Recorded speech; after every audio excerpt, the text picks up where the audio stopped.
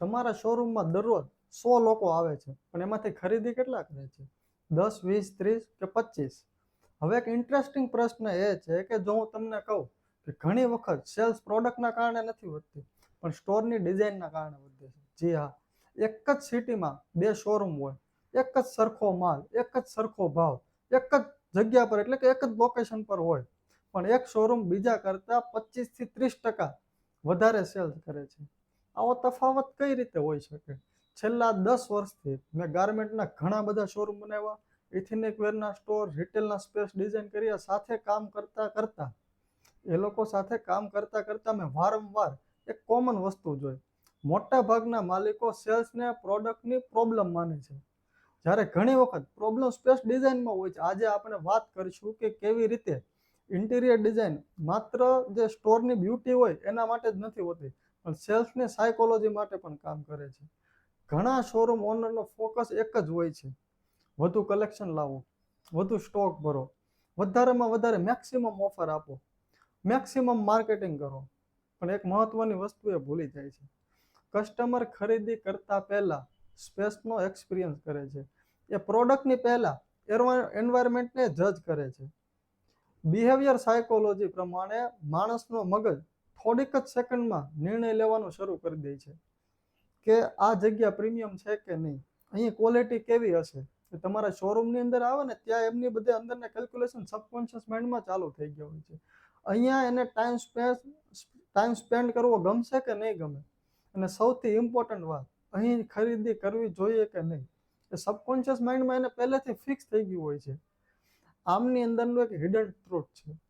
ઘણા કરોડોના રિટેલ પ્રોજેક્ટમાં એક કોમન પેટર્ન જોવા મળે. મોટા ભાગના લોકો એવું માને છે કે તેઓ પ્રોડક્ટને ખરીદે છે, પરંતુ વાસ્તવમાં એ લોકો ફિલિંગ ખરીદે છે, અને એ ફિલિંગ બનાવવાનું કામ ઇન્ટિરિયર ડિઝાઇન કરે છે. લક્ઝરી બ્રાન્ડ આ વાત વર્ષોથી સમજે છે.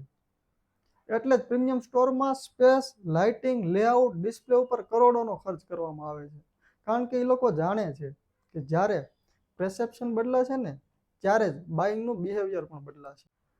એક સક્સેસફુલ શોરૂમની અંદર એક બાબત લગભગ હંમેશા જોવા મળે છે: કસ્ટમરની મૂવમેન્ટ એમાં રેન્ડમ નથી હોતી, તે ડિઝાઇન દ્વારા ગાઈડ કરવામાં આવે છે. એટલે કે ઘણા શોરૂમના ઓનર એન્ટ્રી પાસે જ તમે જોયું હશે કે ઘણું બધું આમ ડિસ્પ્લે કરી દે, એટલે આગળ જ બધું ભરી દીધેલું હોય. એનું રિઝલ્ટ શું આવે?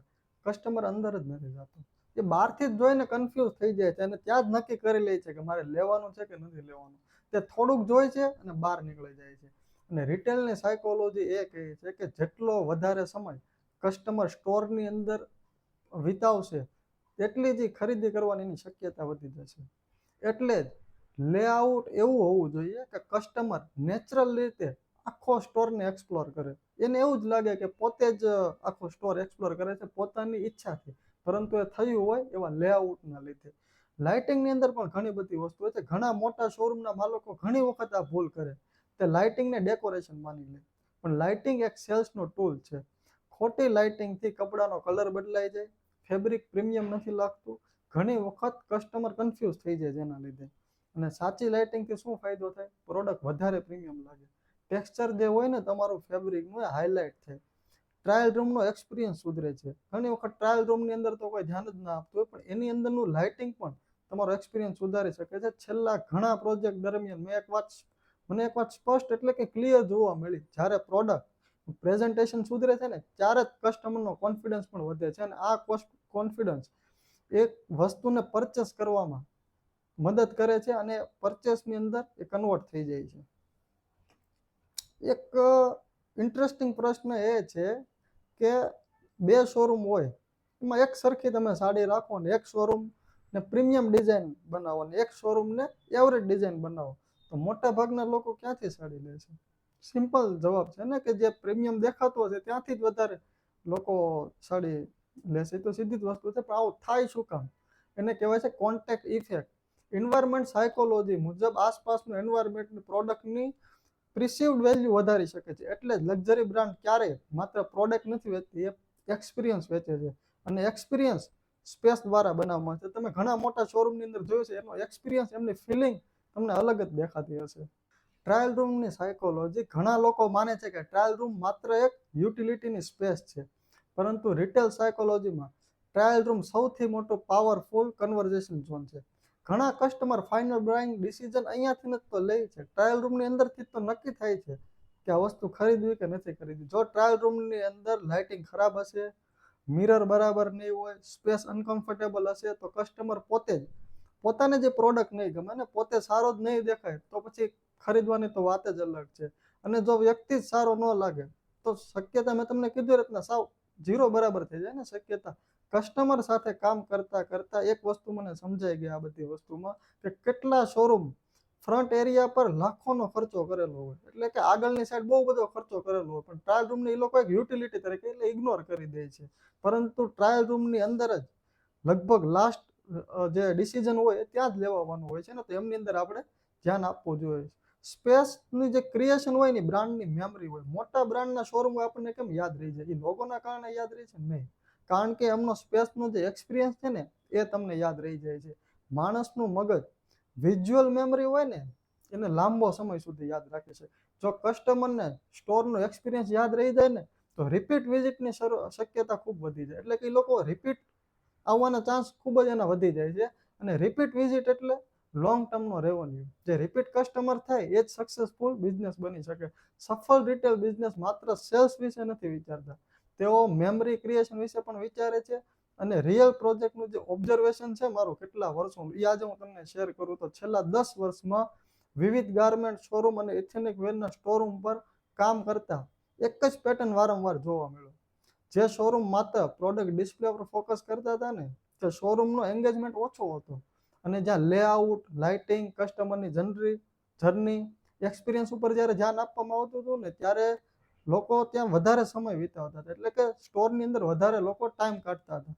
અને રિટેલ ઇન્ડસ્ટ્રીમાં એક મૂળભૂત સિદ્ધાંત છે, એટલે કે મેઇન સિદ્ધાંત એ છે કે જેટલો સમય તમારો કસ્ટમર તમારા સ્ટોરની અંદર રોકાશે એટલી જ ખરીદી થવાની શક્યતા વધી જશે. અને આ કોઈ જાદુ નથી, આ બિહેવિયરનો એક સાયન્સ છે. તો ચાલો તો હવે આપણે કેટલીક સામાન્ય ભૂલ વિશે વાત કરી લઈએ. સૌથી પહેલી ભૂલ કે દરેક દિવાલ ઉપર પ્રોડક્ટને ભરી દેવી. બધી જ જગ્યાએ આપણને પ્રોડક્ટ ઓવરલોડ દેખાતી હોય. એના કારણે શું થાય? બધી જ જગ્યાએ ઓવરલોડ વિઝ્યુઅલ દેખાય અને એના કારણે કસ્ટમર ડિસિઝન નથી લઈ શકતો. સસ્તી અને ડિફિકલ્ટ લાગતી લાઇટ હોય એનાથી શું થાય કે ડિફિકલ્ટ અને ચીપ લાગતી લાઇટ હોય ને એનાથી તમારી પ્રોડક્ટ પણ ચીપ લાગે છે. અને એન્ટ્રીની અંદર જ જો તમારી ડિઝાઇનમાં મિસ્ટેક હશે, પ્રોબ્લેમ હશે, એનો લેઆઉટ બરાબર નહીં હોય તો તમારી ફર્સ્ટ ઇમ્પ્રેશન જ નબળી પડી જાય. અને ફર્સ્ટ ઇમ્પ્રેશન નબળી પડે તો શું થાય એ બધાને ખબર જ છે. ટ્રાયલ રૂમને ઇમ્પોર્ટન્સ ના આપવું. જે રીતે આપણે વાત કરી રીતના ટ્રાયલ રૂમ જ જો સારો નહીં હોય તો પછી કસ્ટમર કન્વર્ટ થવાની શક્યતા ખૂબ ઘટી જતી હોય છે. અને આઈડેન્ટિટી વગરનું ઇન્ટિરિયર કરાવવું. તમારા બ્રાન્ડની કોઈ આઈડેન્ટિટી જ ન દેખાતી હોય તો પછી તમારો સ્ટોર લોકોને કઈ રીતે યાદ રહી શકે? જો તમે ગાર્મેન્ટ શોરૂમ ડિઝાઇન કરી રહ્યા છો તો ડિઝાઇનને ડેકોરેશન તરીકે પ્લીઝ ના જો, તેને બિઝનેસના એસેટ તરીકે જો.